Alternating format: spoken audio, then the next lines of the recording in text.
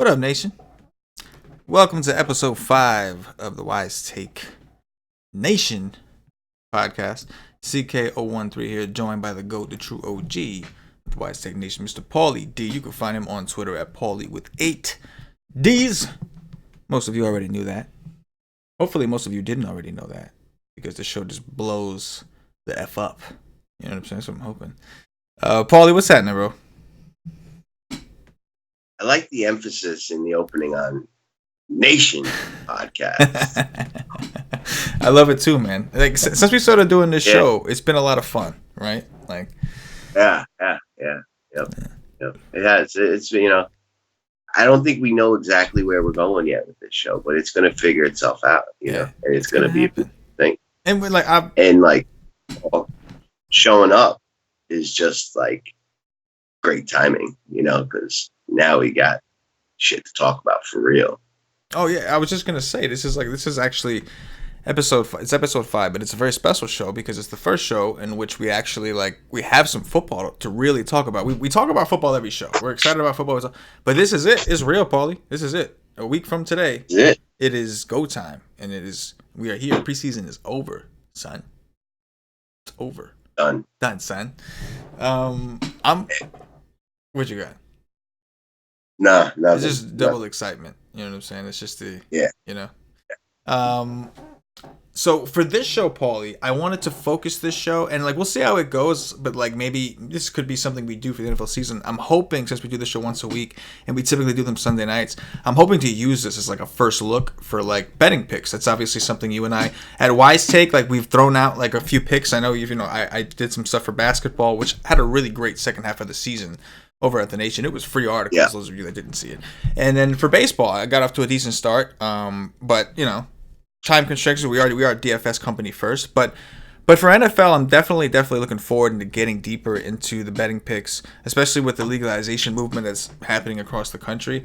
And let's be real, as DFS players, we're very aware and we're constantly looking at Vegas odds and line movements and all that. A lot of that is a big part of how we make our decisions when we play DFS every single day. So I'm excited because football is going to kind of swing us through. It's a once a week deal, right? A lot of games to pick from. So today. And the betting markets actually in football, I mean, I guess this applies to all sports, but in football, it's realistic to where, if you have considerable money out in DFS, the prop markets, totals on the games, give you opportunities to hedge things. Right.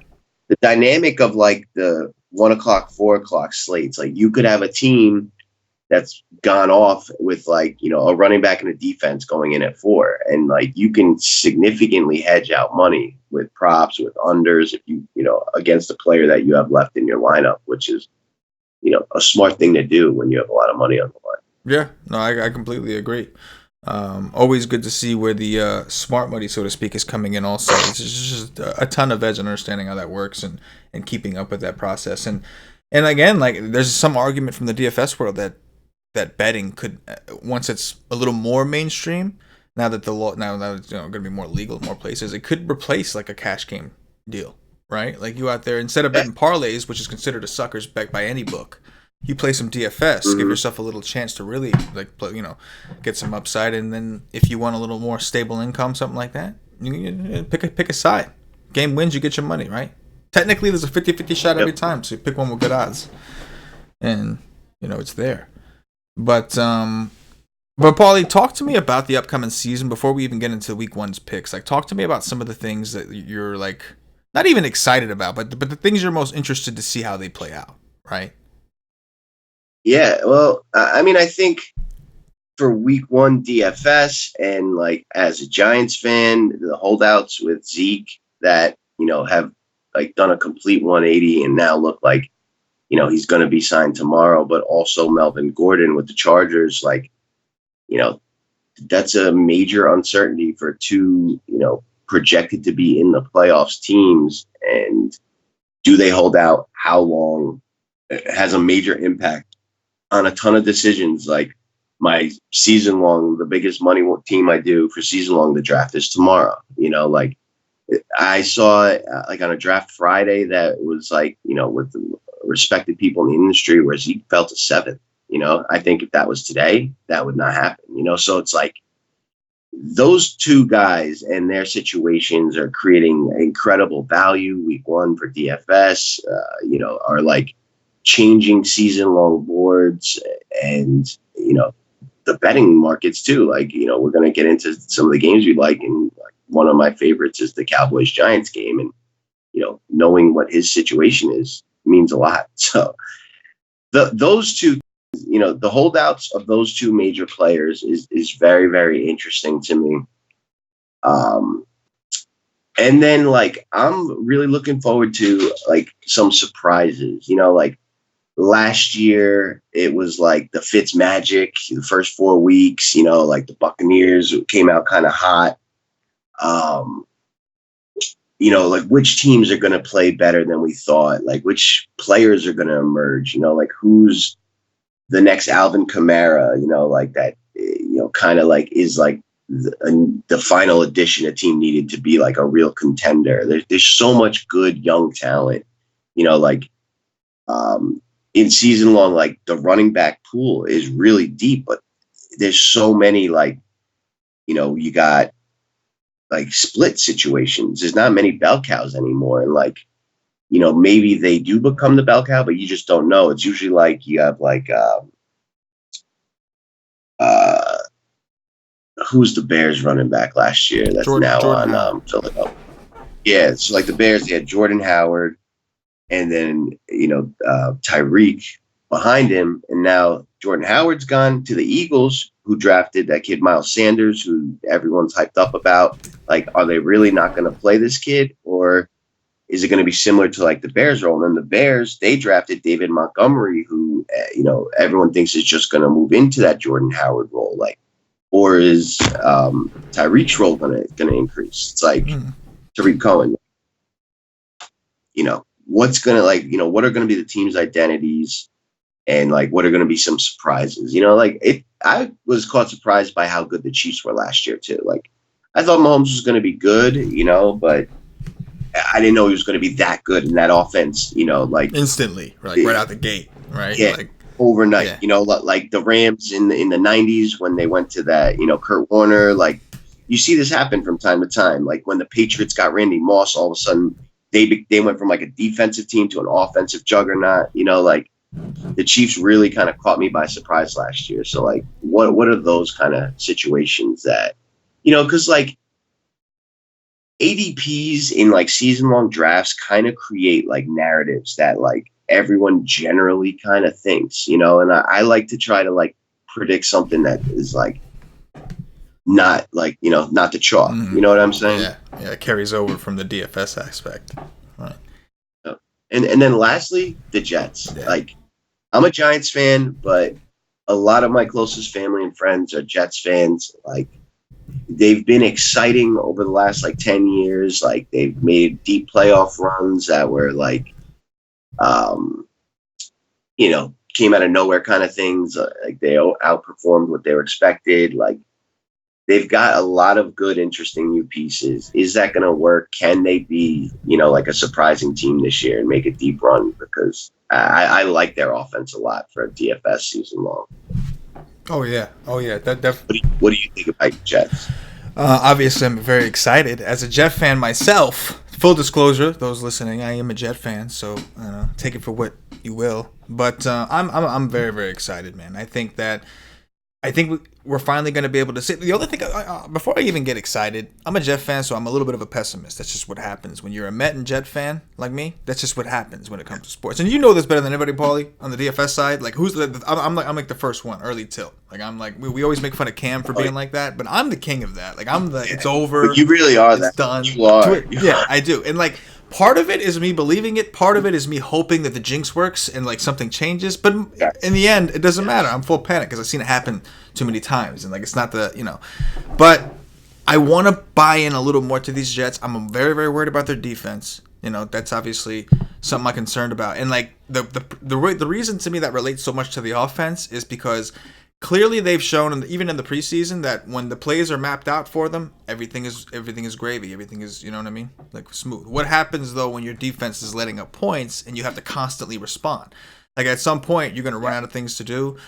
Is Robbie Anderson durable enough to be like a number one type receiver? Is Jamison Crowder durable enough to be like this? Is a guy that came from the Redskins. He was never a bad player, right? He just couldn't stay on the field. He just at the end of the day.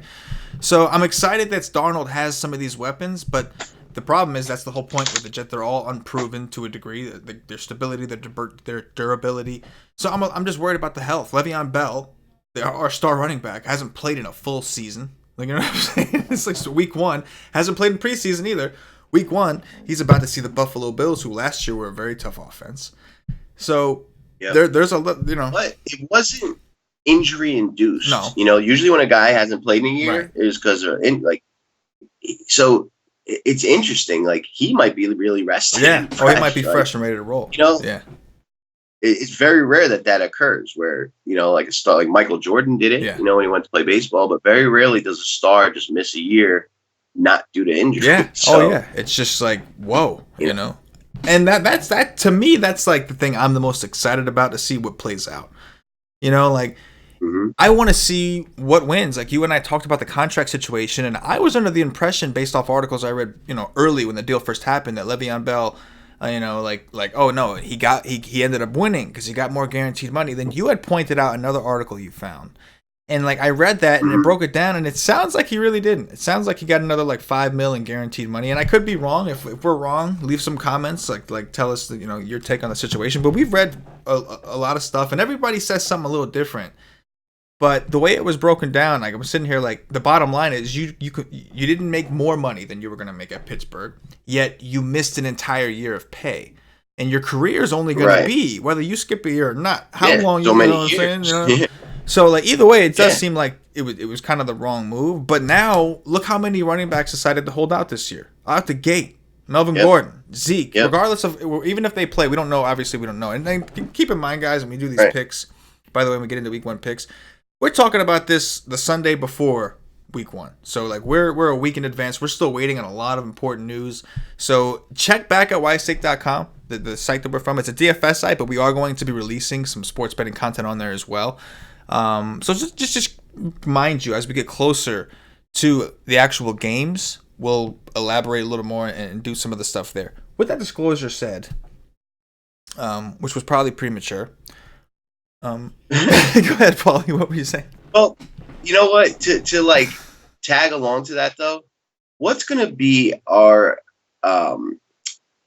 like on camera schedule for football, right? Like we're gonna do like a midweek that talks about week one or the week, whatever week it is for DFS, and then we're gonna have a Wise stream on Saturdays. Yeah, we'll do the Wise stream Saturdays for this DFS subscribers. Yeah. You know, so you're gonna get a Sunday night like first look gambling. You know, you're gonna get a Wednesday or Thursday DFS week look, and we're now 4 days away from it. More information, and then finally we give you the Wise stream the day before the drop sevens on it. Yes, that is correct. All day, all day. Since I don't remember what we were talking about before I went off on that crazy tangent disclosure. Maybe what we were excited about. Yeah, so long story short, the running backs, that's right. I'm excited to see how it works out for Bell and to see like what the trend is going to be. Because it sounds like Zeke is going to get his money. We don't know for sure, but it sounds like Zeke's going to get his money. Yeah. We'll talk about that game in a little bit. And Gordon is going the opposite direction. They gave him permission to look for a trade. Permission to seek a trade. Yeah, which...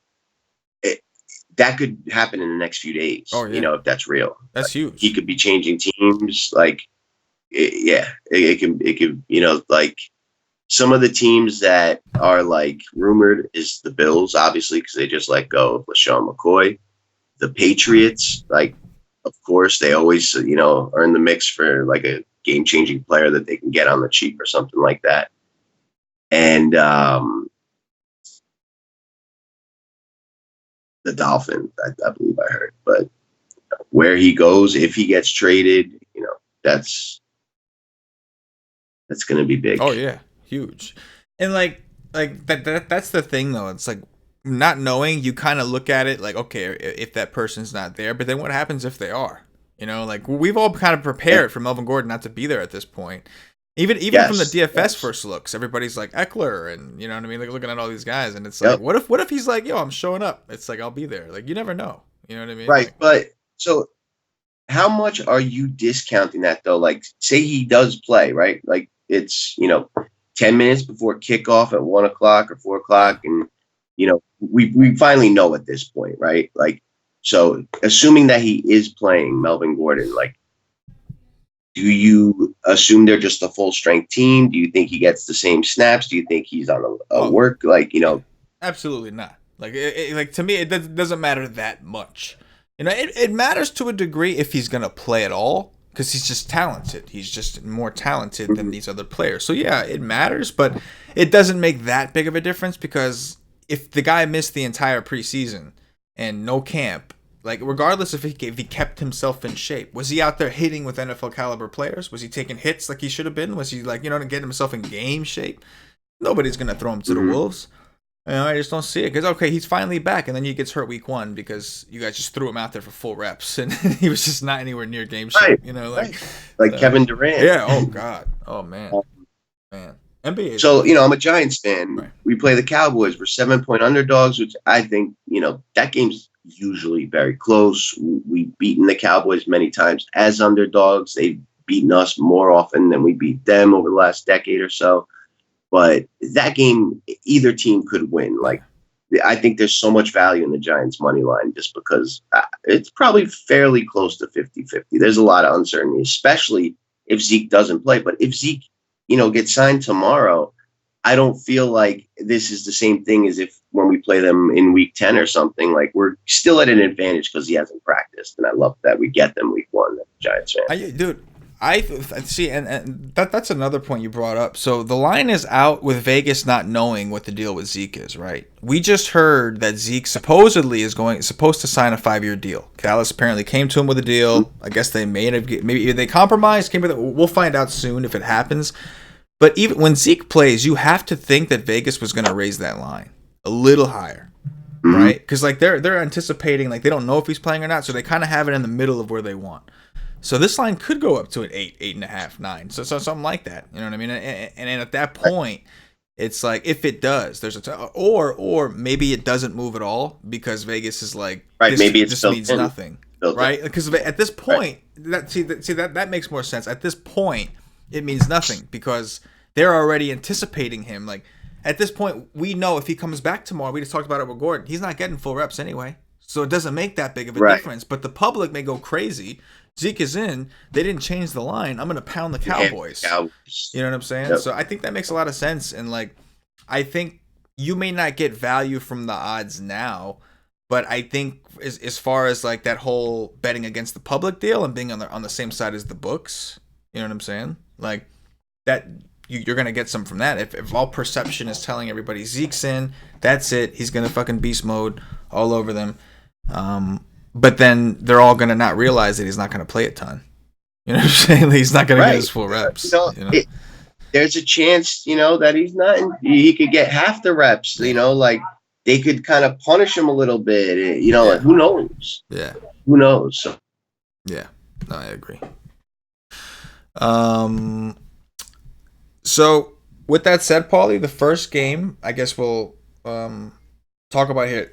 Let's talk about the Thursday night game. It's the first game of the season. Very, very exciting, right? We're going to get one game to all watch. 8 p.m. Eastern, 8:20 p.m. Eastern. We've got a pretty good matchup. The Green Bay Packers in their first game without McCarthy in quite a while, visiting the Chicago Bears, the Chi-Town Bears, with Mike Trubisky, who was very, very impressive last season. That whole offense was, you talked about Tyreek Cohen and some of these explosive players they have. And their defense was just, come on. Their defense was elite last year. They're at home against the Packers. Rodgers, again, his first game without McCarthy. What do you think, Paulie? What a tough, first game. There's so much we don't know on both of these teams. We already touched on the running back situation for Chicago. And, not only do we not know, if it's David Montgomery, Tariq Cohen, what's their split going to be, but Mike Davis is actually the number one running back on a couple respected sites depth charts right now. Like there's 3 of them, and what are the Packers? Aaron Rodgers missed a lot of time last year. They're relying on like a large amount of unproven talent at wide receivers, at running back. Like, what an interesting game. And it's a rivalry game. What I do know is both these defenses are expected to be pretty good. Both these teams are like expected to be in the playoffs.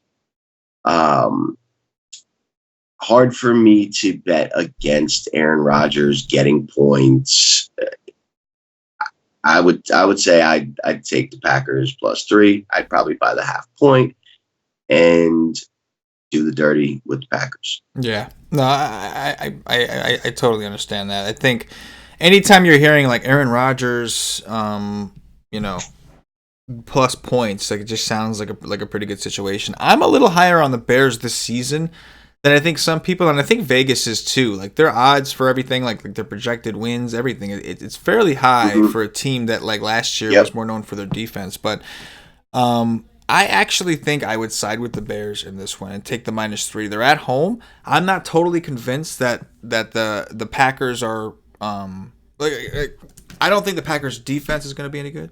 Right, and I expect Trubisky and some of these guys, especially with a division rival, like I'm sure they've studied this defense. They know what to expect.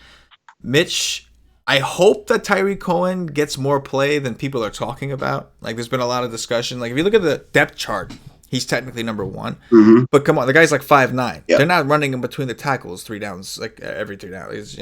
Right. And last year, Jordan Howard had, first down, right? They run, a very like spread kind of offense. So like Cohen got the ball out of the receiver, out of the backfield on second down, definitely on 3rd and longs. Like they made efforts to get him the ball. Like with Allen Robinson hurt, he was kind of like their like number 1, or like him and one other guy were like their main like targets to get the ball. Like that, right. But they do have a lot of mouths to feed on that team. And they do want to run the ball. That's a tough situation, but I believe in Tyreek Cohen's talent a lot. Yeah. Like I think he's James White, and like I think he might like burst on the scene this year. He kind of did last year. Like every year he's improved, and I do really like him. But that team's got a handful of weapons, and like people are very high on David Montgomery. Yeah, in like season-long fantasy. Oh yeah. So, oh yeah. Healthy Allen Robinson. I did just see a note that Trey Burton is probably going to miss week 1. So that's interesting. That's interesting. Yeah, that's definitely interesting. I think I'm going to go with the Bears -3 on that one. Go with the home team with the good defense. And I also expect to see Trubisky take a big step up, right? Like he's another one that like as the season progressed, you started to see more and more, right? Like his first few starts, they only ran the ball. They never threw it. Then all of a sudden they're throwing to Tyreek a little bit, and then by the end of it, he was going out there and they were running in like different kind of plays. They were doing different things, and now he can run too. Oh yeah, Trubisky. Oh yeah. Like he has that as a weapon. Absolutely. Well. So coming into this particular season with even more weapons, like let's be real, Jordan Howard is not like. I mean, listen, he's one of those backs that you're just going to pound. He's like a Frank Gore type. You're just going to pound him up the middle and do his thing that way, but. When a team knows you're going to run the ball, like, 65, 70% of the time, no matter who you put in there, they're going to stack the box. And you're just literally beating the wall with a stick. You're just literally just sending him, right in there. But yeah, anyway. One quick on that game, like Devontae Adams, like DFS, prop bets, like, that guy has a very good chance to be the number 1 receiver in all of NFL this year. There's, a couple guys that I think have that chance, and he is certainly going to get peppered with targets. He led the league in targets last year, and he had more talent around him. Devontae Adams in all formats. Yeah, I'm with it. So Packers +3 for you, Bears -3 for me, and we'll start keeping Would you buy track of the the prime half? time. I would definitely like to. The only problem is like I'm looking at DraftKings Sportsbook and it's a -115, so it's gonna be expensive. You know what I mean? Yep. So depending on what odds you're getting to buy that half, if it's affordable, do it. But the money line is 167. So if you're getting too close to the money line just to have 2.5, you might as well suck it up and pay the money line.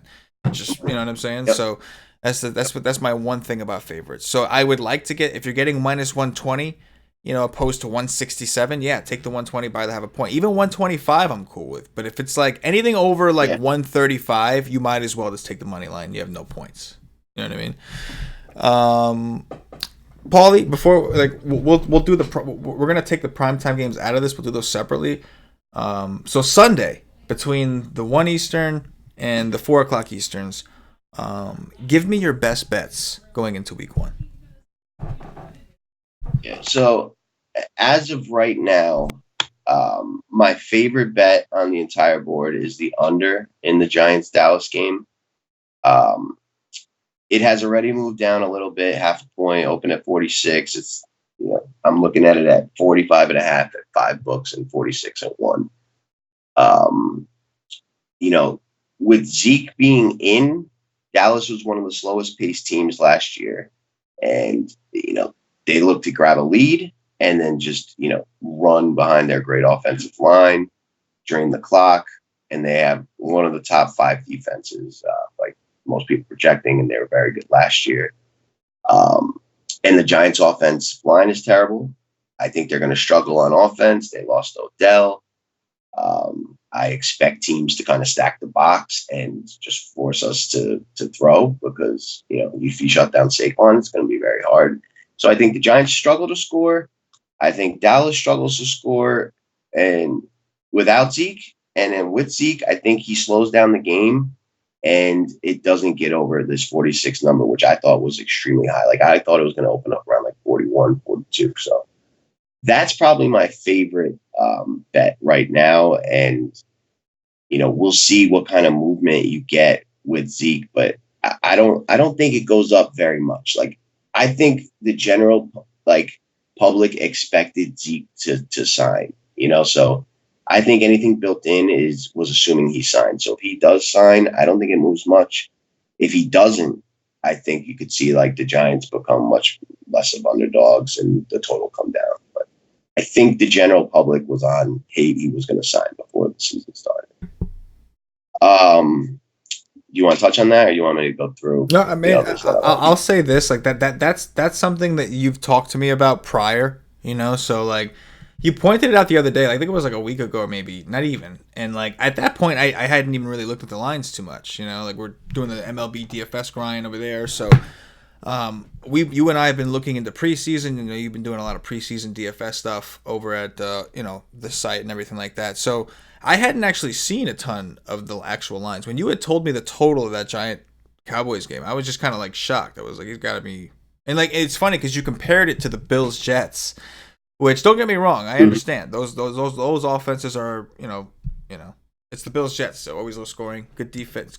Bills very good defense. I understand all that, but to hear the Giants and Cowboys with just like, again, the way the Cowboys play, especially when the Cowboys are favored by that much, or there's an expectation the Cowboys are going to control this game, it was just kind of shocking to me to see the total that high. So I'm with it. I like the under in that one, and that's it. That's all I'll say. All right. Next, I'm going to go with the Tennessee Titans against the Cleveland Browns. They're on the road. Cleveland's a 5.5 favorite. That line has not moved like at all. I would probably wait on making this bet because I think it's going to go a little bit more in Cleveland's favor. We might see Cleveland -6, Cleveland -6.5. I remember last year, week 1, like lines didn't really move much during the week. And then like Saturday night late and early Sunday, a few games moved dramatically. And I think Cleveland is one of like the public darlings. We don't even have like the releases yet on like what the percentages are on the certain sides yet, but I think that'll be available tomorrow, if not Tuesday for sure.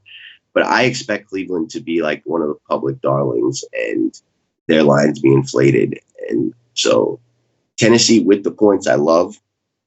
And like I would probably also bet like a third of whatever I put on the points as a money line as well, because I think they could win this. Like Tennessee was in the playoffs 2 years ago.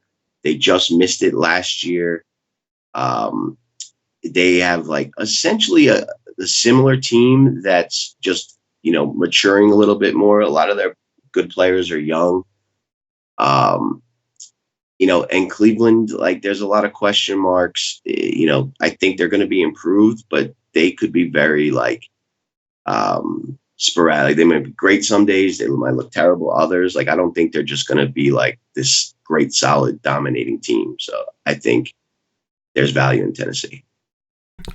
I feel the same way. One thing we know about Vegas, like they have their own little power rankings, their own, extra points for the home team, et cetera, et cetera. And then the rest of it, a lot of it is perception. Just kind of going with what they expect. They're trying to balance out the action. So if the public is slamming a certain side, a lot of times they're going to build expectations around that. And I think that, like you'd mentioned, Cleveland's been like that hyped up team, right? Like everybody's talking about Cleveland. Everybody's talking about Cleveland. Like, all of a sudden, I know I'm obviously in Jersey, a lot of Jet Giant fans here, and I'm seeing people like Tommy SB, my brother-in-law, Shake and Bake. He's a true Browns fan. He's from Cleveland, so he's an actual Browns fan.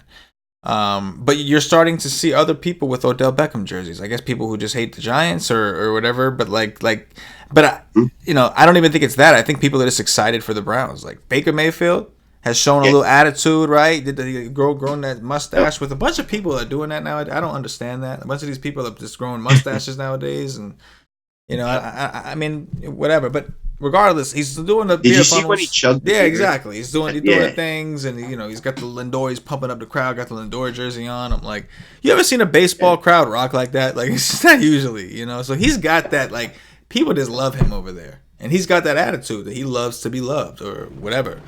You know what I'm saying? So I get it. OBJ is a player that everybody was high on. Like public perception hates Eli Manning. The Giants. Why are they keeping this guy? He's got to go. It's not Eli's fault. I mean, it's not Odell's fault. It's Eli. That's why he's been sucking, and the Giants are dicks for trading him. And so, yeah, you got him and Landry reunited, right? LSU reunited together. It was LSU. And it's fun. Like they got Nick Chubb, an exciting running back. Kareem Hunt on deck, right? Who I don't think is going to be I don't think it's too popular right now, but he's not even here yet. So like they'll start off being like this group of loved guys, And but I agree with you. I think Vegas is going to adjust their lines accordingly. If they're expecting, they're gonna like shit. Okay, our numbers say that this should be like 4.5, but I know that the public is gonna pound this shit. So we're just gonna open it like an extra point and a half, maybe even 2 points higher. Like if this true number. Maybe it should be more like -3, -3.5. What has Cleveland fucking done? Yeah. What have they done? They've done nothing. Yep. You know what I'm saying? So I'm with you. I think that the 5.5 is you're getting a ton of points. I think that's a wise take, if you will. Sam, what else you got, Paulie?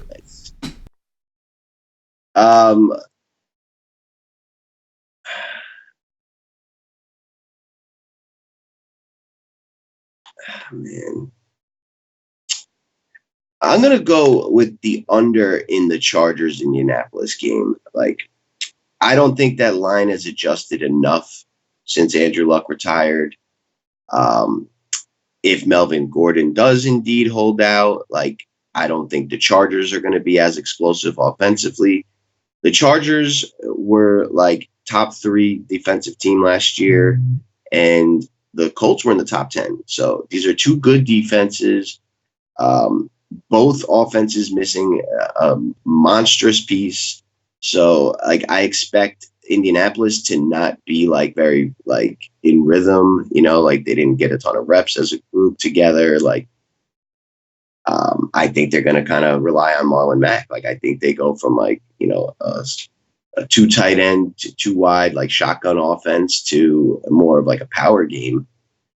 And I think the Chargers, if Gordon does indeed hold out, like he's their most explosive offensive player, but they don't have a very like crazy aggressive offense. They just have like good, talented players, and they take what they can get. Like they'll use Keenan Allen, they'll hit him, 3-4 times on a drive. They chip away on the ground. They use their tight ends. I'm very high on Hunter Henry this year, but I think this is another low scoring game. And like right now you can hit it at 45. I'd be shocked if the Colts got more than 17 points. And I don't know if the Chargers get much more than like 2021. I think this game can come in way under. I mean, I can definitely see it. Last time we saw Jacoby Brissett start for the Colts, their offense was just not good. Now, the offensive line is a lot better than it was that year, and that could be a big reason. Yeah. But there is a lot we just don't know. So until then, like if the Colts were at home, I would have a little higher expectation, I think, of Brissett. So like I think Brissett will do better than he did that year. I just don't think this is a great situation for him coming in. He found out he was going to be the starter pretty like recently, right? So he still hasn't had 4 days ago. Right. So he still hasn't had a ton of time to like get all those reps and really fully prepare for this. So I'm with you. Like I expect it to be a slower process. Maybe he does do better at some point. And we know, like even looking at their numbers, like T.Y. Hilton, the guy plays way better at home, always has. So it's like I'm with you. I could totally see it. The only thing I'd be worried about at this point is the Chargers running up that score. That'd be the only thing. But I'm not really worried about the Colts scoring side of it, unless you think the Chargers are going to put up 30-something, 35 points or something like that. Like I'm with you, man. I don't see it. I'm fine with it. I'm fine. I don't like it as much as the Giants one, but but that's only because with this Colts game, there's even more I don't know. You know what I'm saying? That's the only. Right. That's the only. And you don't like totals anyway. Yeah, so I don't. I gotta think about that. You're right. You're shy away from that anyway. But what do you like out there? Is there anything that sticks out to you? There's a few. I mean, like I like your Tennessee call. I have a few of really. I have like the 3 games I highlighted. They're actually all underdogs. And that's one thing I usually like to do at the beginning of the season. I like to roll a lot of underdogs because a lot of these favorites are overhyped, overvalued. The numbers aren't right. Yep. Going off of like last year's power rankings, whatever the case may be. So the first one I'll start with is the Falcons. And like this is the one that worries me the most. This one isn't necessarily my favorite bet. It worries me a little bit because I'm worried that the public agrees with me. Like a lot of our tools that we use to analyze these things, like you said, haven't updated yet. So as soon as we get closer to the games, we'll kind of understand where everybody's at. But I did find it kind of shocking, the Falcons being 3.5-point underdogs. And that was 4. I saw it at 4. Maybe it was even higher. I don't know. I know it was at least 4. So it's interesting to me that you have the Falcons on the road, a high-powered offense against the Vikings. And, I understand they're on the road. But this is a turf game, right, Paulie? That was one of the things you were big on with the Falcons this year. There's a lot of their games. So I do like the Falcons plus 3.5. I think they can keep up offensively. We have a 47-point total, and I fully expect this game to be like a shootout type atmosphere. I'm not totally confident. Now we know that Julio Jones could have somewhat of a tougher matchups, but we saw Calvin Ridley and a lot of these guys really really step up last year. Devontae Freeman's finally healthy. I think they're going to be a little better. And the Falcons always kind of start off kind of good. Like they always kind of start off. It's when people start getting hurt, they start going down the shitter, right? Like even last year with their defense, right? Like their fucking best running back got hurt in like week 1, and then they were just the nut worst. Their entire defense. Yeah, their entire defense was gone. Yeah. This very similar roster was in the Super Bowl 3 years ago. Right. Right. They're not very different from that team. So they could, staying healthy on defense, like they were a sieve the first 7-8 weeks on defense. Right. Like they were terrible. Right. And then as guys got healthy, they did kind of improve defensively. So, I agree. Like I think, I'm 50-50 on Atlanta could win the game outright. Like I would think that game should be pick them Minnesota -1. Right. Like it'd be hard to say take Minnesota -3.5, -4. Right. But I do think that's going to be like a trendier one. Exactly. Like I think that one gets to 3 because I feel like that's the right line. Right. Right. And that's the thing. Like if it does get to 3, I want to see where it goes after that because 3.5 is a key number. Once it's on 3, if it doesn't move all the way to lock, then that's a smart money came in and hit that 3.5. But if that line goes down to 3, and then like 30 minutes before the first game, it goes back up to 3.5. You know what I mean? Then that tells me that somebody thinks that there was value in the Vikings, and they were just waiting for this to drop a little bit. So I want to see where the public is. Just for now, I'll go with Falcons plus 3.5. And the money line seems kind of juicy. It seems tempting. Plus 150 to win the game outright. You know, I really don't mind that either. But I do feel more comfortable. I respect the Vikings enough. I think Dalvin Cook is going to have a good year, and I think he's very talented. So I respect the Vikings enough to want the points and pass on the money line just to be safe. Because, like, I mean, let's be shocked. The next one, a little more bold. Not a little more bold. Yeah, a little more bold. Jacksonville plus the 3.5. I think the Chiefs are another one of those teams that are getting, the hype, and deservedly so. They're a very, very talented offense. I do think Jacksonville's defense last year, a lot of people think they took a step back. And while that may be true to an extent, I think a lot of that was them giving up and just kind of getting worn out from their offense, not producing. We've seen good defenses. I remember years after Mark Sanchez had his like back-to-back AFC Championship moments. After that, the Jets' offense was terrible. They took away all his weapons, threw him with a bunch of nobodies, and said, "Hey, kid, you're good, right? Like, go ahead and make it happen." And I remember like seeing the defense get. They had a really good defense that year. They would get so fucking frustrated, so frustrated. They would make all these great stops, and come the fourth quarter, they were exhausted, and the team would pull away, win by 21 points by the end. So like, I think Jacksonville, that was like a big thing with them last year. With Fournette, with Nick Foles, who I think is a huge upgrade from Blake Bortles. I expect Jacksonville to be more competitive, and like Kansas City was not known for their defense last year. That's one thing they were not known for. So I would rather take the points at home. Pretty big game for Jacksonville. I think Fournette has a big day. I think that Foles, again, is a huge upgrade from Blake Bortles. And I want to take the points, similar to your Titans bet. It's more of a bet against perception, right? Against the hype. And I mean, I love home underdogs. Home dogs. Yeah. I think home dogs, just as a general blanket, if you bet them just every single one every season for 10 seasons, like it's like a 65% winner. Home underdogs. It's just, because it's generally these kind of situations where it's like it's a mispriced team. Right. But yeah, I think Jacksonville, they ended up getting like the best defensive end in the draft. So they're adding another monster to that, like very good defense. And I think they did just lose interest last year. The team dealt with a lot of injuries, and they've definitely improved. And Leonard Fournette's healthy. Like, they could certainly, 2 years ago, they played the Patriots in the second round of the playoffs, right? Like, didn't they upset Pittsburgh in the first round, and they played the Patriots? Like, this is a team that could be one of the better teams in the AFC if things go right. I mean, I think the Foles upgrade was won Super Bowls. I mean, I don't think. I hope people really understand how bad Blake Bortles really was. You know what I mean? He had some good games in DFS. He had his moments a couple years ago. Had some big games, but to truly understand, to really watch a full game, because Jacksonville's not a team that's broadcasted a lot. Watch a full game with Blake Bortles at quarterback. Even just watch last season, and you'll understand how a defense can get frustrated. He was a scouting mistake. People thought he was the next Ben Roethlisberger. Yeah, and I mean, it looks like him. I'm glad that they finally cut the cord. You know what I mean? Yeah.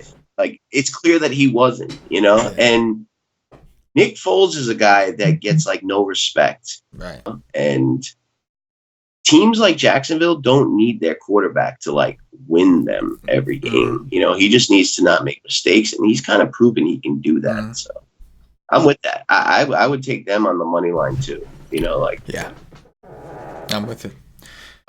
There's the last one. This is the last one that I really like. This one's actually probably my favorite. But I actually like the Panthers at home plus the 3. And I know that's going to be another. It may be somewhat of a hot take going up against the Rams, but Cam Newton did practice on Sunday, so he's going to play.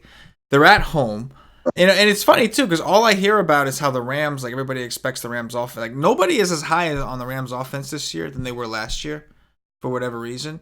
Yet I hear more people talking about, oh, the Rams are only -3 against Carolina, a team that's pretty much gotten by, partially at least, on their defense. Not to say their defense is elite, but they do a lot of things right, and they keep things contained. But I think this line is a little too low, and so I expect the public to be on the Rams side of this. I think most people are going to look at this line and say, oh, that's just way too low.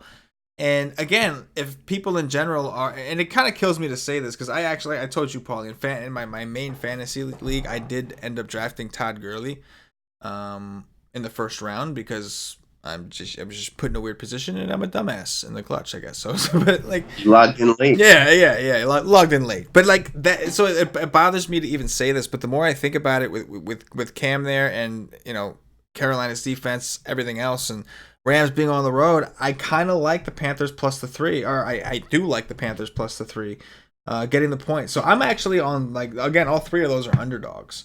But yeah, that's the last one. What do you think, bro? I mean, like, where are you at with the Rams in general, and what do you think of that game? Where would you go? So, like, full disclosure, like, I can't stand Cam Newton, and like, I think we started to see the decline of his talent last year. He's gotten injured, and like, he's been injured a lot. And there's this trend now in football of guys just like can't put up with the injuries, like Gronkowski, Luck, and like, I think Cam Newton is not far from that. And like, he's had concussions. I just don't believe in him. Like, I think they're very overrated. Like, I think they might go like 5 and like, 12, 5, 13, whatever, to 5 and 11 this year. Like, so it's hard for me to like them against the team that was in the Super Bowl last year. That, like, since they got that coach and the personnel that they have just been very, very good. But I do like home underdogs. I do think the Rams are going to be the public favorite. I do think the Rams, like last year, were terrible pass defense, and like you saw a lot of like just freak games. Like the Rams Chiefs game last year was like a scoring fest like we hadn't seen ever. They were in a few of those kind of games. So I'm bullish on all the Carolina skilled players except Cam. Like, I wouldn't be surprised if these 2 little receivers just, went to town on that secondary. And Christian McCaffrey, I think, could go absolutely nuts, just because he's going to get them so much, in the pass game, on the ground. And like, Christian McCaffrey is like a freak the way he runs his life and prepares. Like, he's one of these diet like specialist freaks. He only eats like specific kind of like crazy foods. He trains like JJ Watt. Like, he's very, very dedicated to being good. And, we've seen him be special, like across all levels. He's like, I don't know how many white running backs there are, in the NFL at all. And like, he's one of the best ones. Like, he had, some of the best elusive stats last year. Like, this is his 4th season now. Like, we could be, this could be a major breakout year for him. So I do like those players, but I don't know. I don't believe in Cam, and like, he was a big part of what made them good. Yeah. Like, I don't think you just put like Foles on this team like that they would be as good, and I think like Greg Olson's getting a year older. I'm not as confident in their defense. Like, I'm not big on their team, but that doesn't mean that they can't win this game week 1, amped up at home, catch the Rams slipping. There's also been like a trend over the last like 12, 13 years. The team that lost the Super Bowl has a very bad season the next season, like usually like losing season. If you go back and look, only like 2 or 3 teams have had like positive year. And it's very like, weird. You think they made the Super Bowl last year, they should return. Right? But so I'm not that against it. I just like, how I am with certain players. Cam's one of my most hated players. So like, I just wouldn't get involved in that game probably. Yeah, fair enough. I could accept that. Paulie, let's get into the Sunday night primetime game, which is a pretty awesome game. I'm sure something everybody that will want to get some action on. We've got the Pittsburgh Steelers visiting the New England Patriots. We've got the Patriots are -5.5 at home. We got a 50.5 over under. Paulie, what do you like here?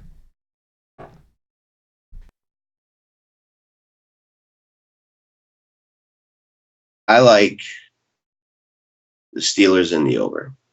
Um, I think either team could win this game. I think the Patriots, are one of the more dependable teams, like what to expect from them year over year. Like this is a system. They always kind of start slow. Um, like they just got Josh Gordon in the mix. Gronk is not there. Tom Brady's a year older. Like, I don't think they're just like a dominating 14-2 season. I think,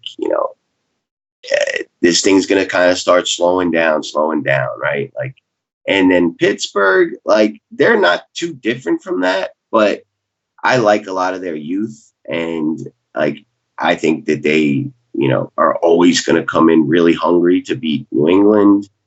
And, like, I think that Pittsburgh's like one of the few teams that could win the Super Bowl this year out of the AFC. And I just think the game's going to be close. Like, I like the Pittsburgh weapons, Juju, Connor. I like James Washington. I like Jalen Samuels getting the ball a little bit. I like their young defense. I just don't see Pittsburgh getting blown out in a primetime game. Like, yes, it's Roethlisberger on the road, but I just don't think New England's defense is going to be like last year and many years. They start off as like one of the bottom 5 defenses in the league and then, improve from there by the end of the year. But I think slow start, New England a little overhyped too. Although I wouldn't be surprised if the public was also on Pittsburgh just because it's like a big spread and just like I could see them just being a 3-point game. So I don't know if the public will be too heavy on either side, but I'll just take the points with Pittsburgh. And I think these offenses are going to be ahead of the defenses at this point of the season. It's interesting. The side I'm going to dig in on a little bit more. What I thought stood out in this game was I actually lean towards the under in this game. And the reason I think that, number one, you mentioned Big Ben on the road, which like is more of a fantasy thing. I think that Juju, we saw last year, Juju had really big games on the road because Ben Roethlisberger would kind of lock in. Now Juju, I think, is playing on the outside this year, so that could change the dynamic. But either way, we have him on the road, and the Patriots have become a very run-heavy team. So like I can see the Patriots just running the ball a ton and just killing clock through their big drives. You mentioned they don't have Gronk. Josh Gordon just got here, so while it's great that he's here for them, again, like you said, he's not exactly in. I would imagine he's got to get in the game shape himself. They're probably going to ease him in. Even last year when he played, they still eased him into everything. So I agree with you, Josh Gordon. So I agree with you with everything, but to me, that makes me lean towards the under. I can see Pittsburgh trying to utilize James Conner a lot, maybe forcing the ball to slots or whatever the case could be. I could see this game being slower and both teams just trying to run as much as they can on the other. So I think I would lean towards under in this game. That's what stood out to me. So I don't, I'm not like this is a game. It's the only game of that night, that day. So we're forced into, like these are the most bet games. Yeah. These are like the showdown slates. So we're forced into it. But that's my first look read. Like, I just think Pittsburgh, New England, like I see 34-24. Right, you know what I mean? Because I think the offenses are that good. Like, are the Patriots, like, do you see them not getting over 21? Do you see this? But, this is kind of like a first look thing on that game. And, things can change. But, like, we'll see. We'll see. Did you say you like the Pittsburgh with the points though? The side I'm still indecisive. On the one hand, you got the Patriots at home, who have just been awesome at home. On the other hand, I'm curious on how the public is looking at this game because you had mentioned that maybe people look at Pittsburgh and they're like, "Oh," but maybe not. Maybe they look at Pittsburgh and they're like, they just lost Antonio Brown. You know what I'm saying? Like, they lost their best receiver. Now they're on the road against Brady. So maybe the Patriots, like, we'll have to see. Again, I'm a little annoyed that a lot of the stuff isn't updated for us to really see who the public's clearly on. But I'm a little torn on that game. But the side, I'll make a decision closer to game time. for now, on the first look, the total was interesting to me. Leave it at that. But like, I Mhm. don't disagree with the Pittsburgh. I can totally see them because like Pittsburgh. One thing that I got from what you said in the very beginning is that you're higher on Pittsburgh than most. Like, you don't think losing Antonio Brown was really a big deal, and you still think they're a very good team, and I agree with that. I think they're a system. Yeah, yeah, I think they're I agree like with that. next man Next up, man and I up. think they have good youth. Similar to the Patriots, right? Like they're Yeah, like very. not saying they are New England, but they're a system type team like the Patriots, right? Yep, they've had similar coaches for a very, very long time. Like, Right. they are. I agree. Let's talk about Monday. Normally, we'll only have one game to talk about, but it is the first week. It's week 1, so there's always 2 Monday night football games. The first one, we've got the Houston Texans visiting the New Orleans Saints. Saints -7. Although it does look like as of right now on DraftKings Sportsbook, the Texans are juiced to -120. We have a total of 53.5. Hard to imagine the Texans keeping up their end of the deal. But maybe not. They do have Deshaun Watson. They've got a lot of weapons. Will Fuller's healthy. DeAndre Hopkins. Maybe not. Paulie, what's your take on this game? What do you think this is going? Definitely the over. There you go. Saints at home, baby. Definitely. Like, this is the greatest show on turf. Houston is going to be one of the most explosive, high-scoring offenses this year. Like, when healthy, Deshaun Watson's an MVP candidate. They have, probably the most talented receiver, but definitely one of the top 5 receivers and very good weapons all around it. They just added Duke Johnson. They did lose, what's his name? Their running back that was there forever. That wasn't very good. Houston running back. Lamar Miller. But then they just also traded for Carlos Hyde. Who they just got, right? And like Carlos, come on, Carlos fucking Hyde. Oh, yeah. I'm just saying, like, Carlos Hyde, Lamar Miller, is there really a difference? Like, I think Duke Johnson's a nice update. They just traded away Jadavion Clowney, one of their better defensive players. Like, interested. They also made other moves. I think they added Laramie Tunsil, a very good offensive lineman. I think they're in a win now mode, and they're going to be a very good team. I expect them to make the playoffs. I expect the Saints to make the playoffs. I think this is 2 of the, better teams all around. I do respect both these defenses. But I just think, like, these are the 2, like, supreme offenses, talented players. Kamara on turf, Mike Thomas, Drew Brees, Watson. Like, I envision very, very high scoring shootout. Yeah, I think it makes a lot of sense, man. I think high-powered offenses. Houston lost Lamar Miller. Is that really that big of a deal? I really don't think it is. I mean, when's the last time Lamar Miller's done anything relevant? And on top of that, I don't think it's going to be a game where the Texans are going to be relying on running backs because I think Drew Brees and Kamara and the Saints are going to come out swinging, and I think they're going to put up a lot of points, and Texas is going to have to throw to keep up. I definitely think that the over has a lot of value, and to be honest, I'll take the Saints with the over. I'll go Drew Brees at home. A lot of times when the favorite covers big spread, usually the game does go over because one team has to kind of put it to them. I can see this game being close all game, and then the Saints winning by like 10 or 14 because Watson has to throw the ball 80 times, and at the end gets a little tired, makes a couple bad decisions, and we get a pick 6 or something out of the deal. And on the game-winning drive, it's fucking a 7-point game and a pick 6, and boom, get the cover. Yep. So and Drew Brees is just not likely to make those mistakes. Exactly. He's just less likely to do it. He's a vet at home. I'm with that. I think I'd stay away from that side. Like, I think 7's the right number. It does seem legit. Yeah. But I think this game could go to the moon in terms of scoring. Like, next year, like, the NFL took like a step similar to baseball. It was a lot more high scoring last year. And like, these are certain teams that have that, DNA that could put up that kind of game. Yeah. No, I'm with you. That's why they picked it for the spot. Oh yeah. Like they selected these games for a reason. Speaking of game selection, the second game for Monday Night Football, none other than the star of the Hard Knock show. We got the Denver Broncos visiting the Oakland Raiders. It's currently a pick'em. Oakland Raiders getting a lot of hype because of the Hard Knock show, Antonio Brown acquisition, a couple other moves. Meanwhile, the Denver Broncos are a team that nobody talks about ever because teams that aren't good offensively are just not exciting, right? And so like you don't have heard a word. Nobody talks about Lamar Miller. Lamar Miller got. I mean, I'm sorry, not Lamar Miller. What's his name? Brandon Marshall got cut from the Raiders, and I'm sitting here like I thought he was on the freaking Broncos. Like, you know what I'm saying? Brandon Marshall, Yeah, the receiver that was on the Jets. No, the linebacker.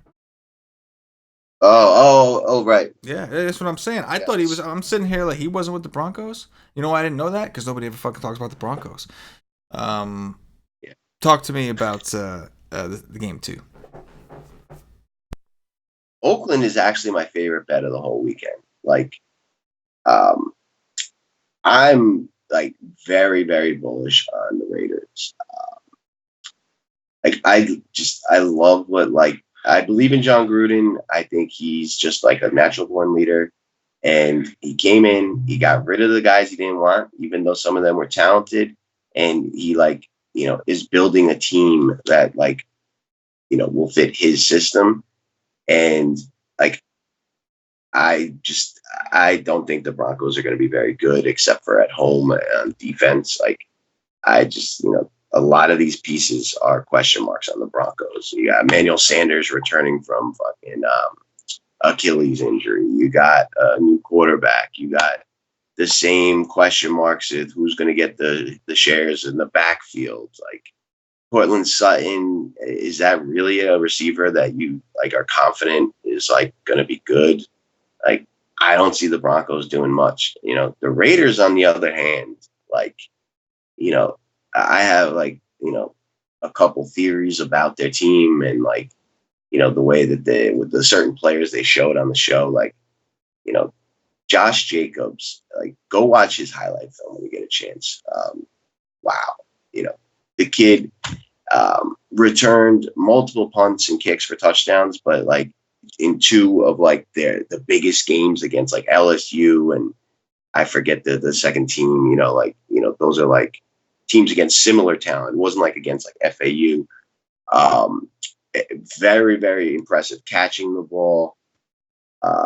Was the number one graded running back in the draft. The Raiders kind of jumped up to go get him.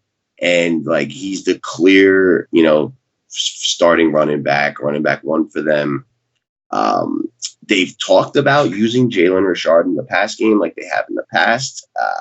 So maybe he's a 2.5 down back, not a full 3 down, but they do have a good O-line. They brought in Richie Incognito, and they didn't show this kid Jacobs on Hard Knocks at all.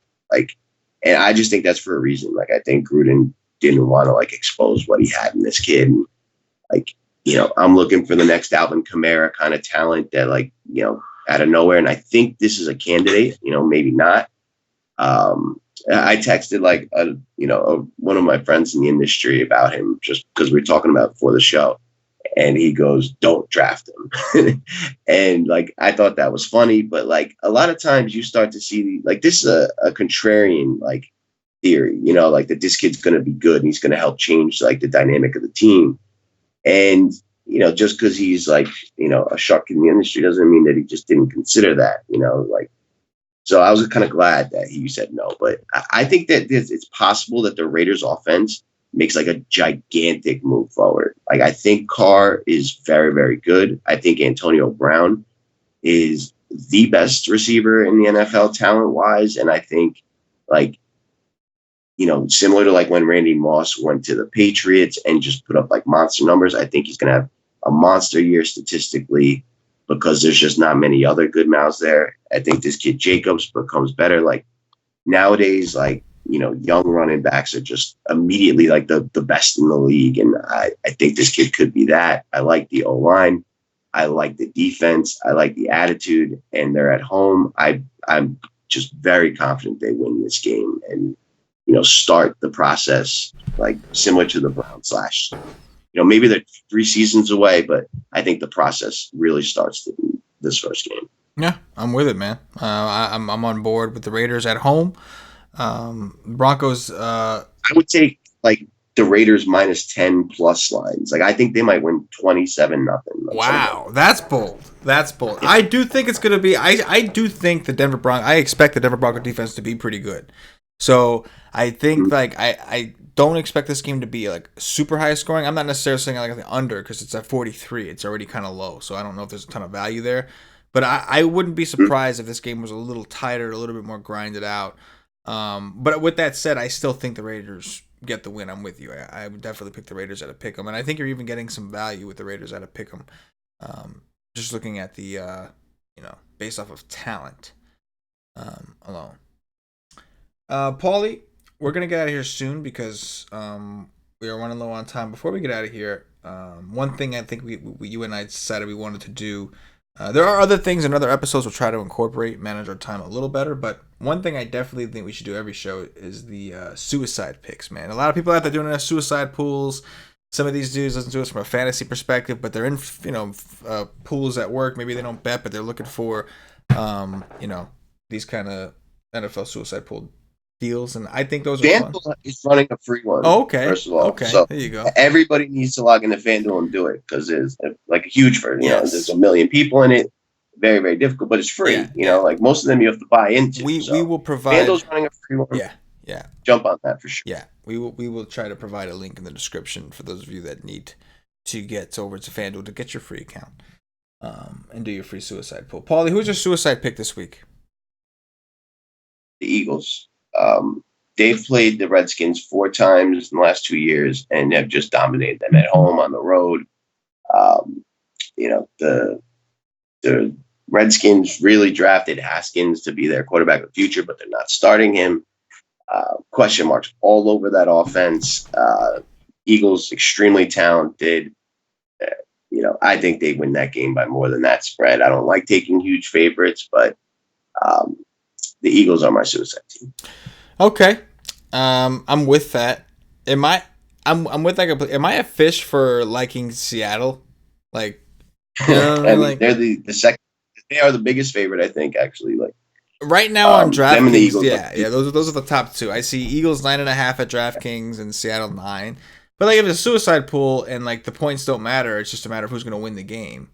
Like it almost seems stupid to not, and then you can't use that team again. But like I don't like. It's hard for me to like Seattle. I just think that Cincinnati might be the right team, and they're at home, and I do have faith in Russell Wilson.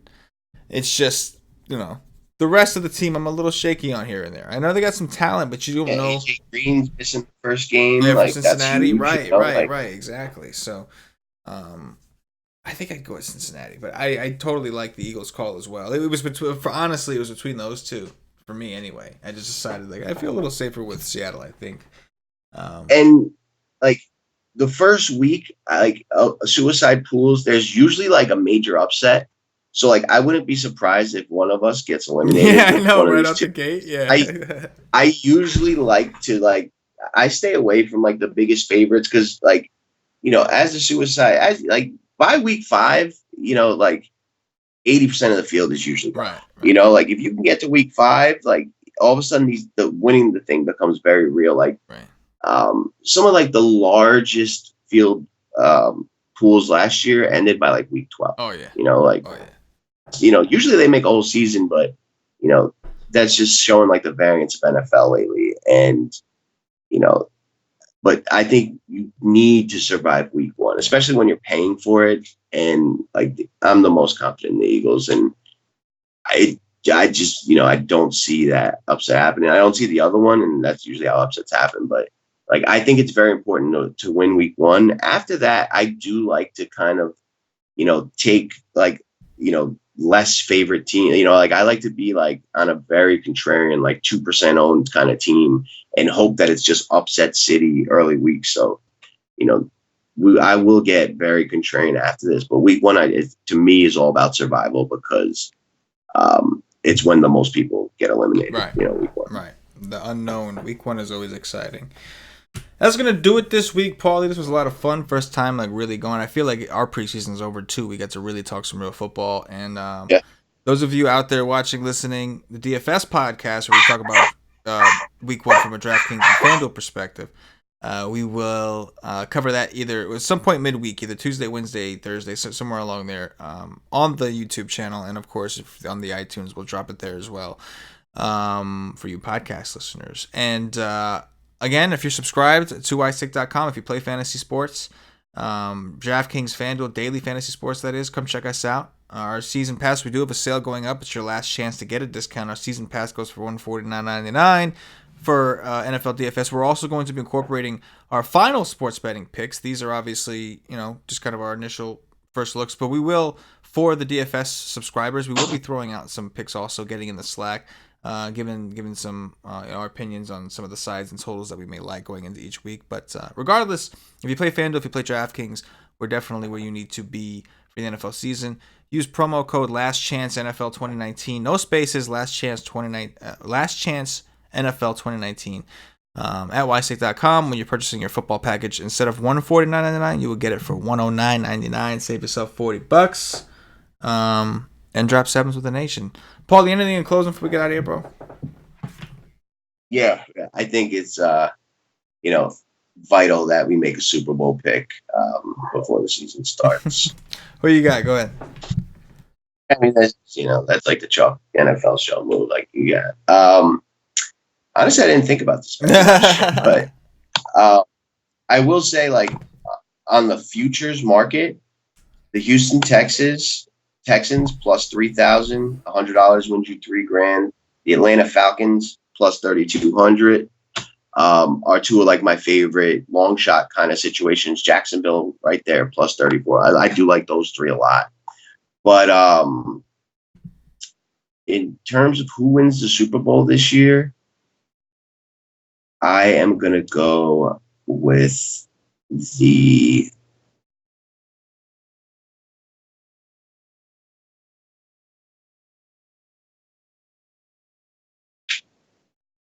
Jacksonville Jaguars. Ooh, that's bold as hell. I wasn't sure where you were going to go. The bold route or, this one. Wow.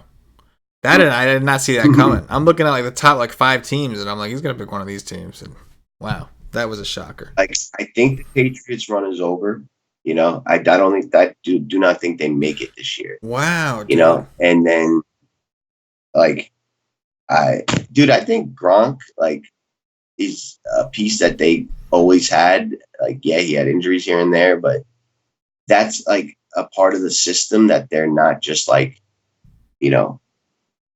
next guy up. Like, they're kind of eliminating the tight end out of their pass game. Right? I agree, but I also think my pick is actually the Patriots, and like I wouldn't even bet them because I wouldn't bet a future for a plus 700 when you have all these guys that are plus 22. But like if you're asking me who I genuinely think is going to win the Super Bowl, I think it's the Patriots, and I think it's as they lose Gronk, they change their system, the way they play. So assuming Josh Gordon is back, they have that weapon. Josh Gordon had some big games with them. They know how to use a guy like that, right? And then you factor in how good their running back system was. James White, I think, is a very good pass-catching back. Sonny Michel, I think, is an awesome running back, and I think he's fitting in nicely with this team. So, like, I think because of the new identity, they're going to win a lot at home. If you can run the ball, you're going to win a lot of home games. Yeah. And so I think that's going to kind of coast them into the playoffs, and they're going to back in, again, have a pretty fairly easy schedule. And I think I'm sorry, not easy schedule during the season, easy schedule in the playoffs. And I think they're going to get it done. And if they lock up home field advantage, it's an easy path to the Super Bowl for them. And once they get there, it's tough to beat. But I think like they're such a good home team, and their running game was so impressive to me last year that I think that I still think that they have another year under their belt, at least. That's interesting. I think so many things have to like happen right for you to get there, and like they've lucked out so many times, like so many things. Like I just think like that has to come to an end. Like they create a lot of their own luck by having this great system, great personnel, but like I kind of like feel them like getting passed by other talent in the league, and like they almost got beat last year. And like, I think this year they just get surpassed. Like, if Brady gets hurt, it's Yeah. over. Like, and he's, there's a chance, he's older. Right. Like, no Gronk, yeah, there's a lot that the system does, but I just think, I don't know. I don't know. Like, I don't know if their defense will be good enough, like, we'll see. Yeah. But I mean, I agree. I wouldn't bet it the favorite, but I just really don't. I think like it's just the league is changing and we're going to see different teams up there. That'd be nice. That'd be refreshing. We'll see. But I think the Patriots lock it up. I do. I think that they're just best coach, good organization. I hate them with a passion. You know that. But I think that now that they're running the ball well, I think they've got. I think it's going to really help. It's going to prolong Brady's career. That's what it's going to do. You can run the ball. You don't have to use Brady as often. It's going to prolong his career for sure. Anyway, Paulie, we're going to get up out of here. If you're watching on YouTube, do the thumbs up, the like, subscribe to the channel, hit the notifications bell. If you're listening to us on Podbean or iTunes, give us some 5-star reviews. Really appreciate it. Tell a friend about us. For Paulie D, for myself, the entire WiseTake Nation, as always, good luck. Peace.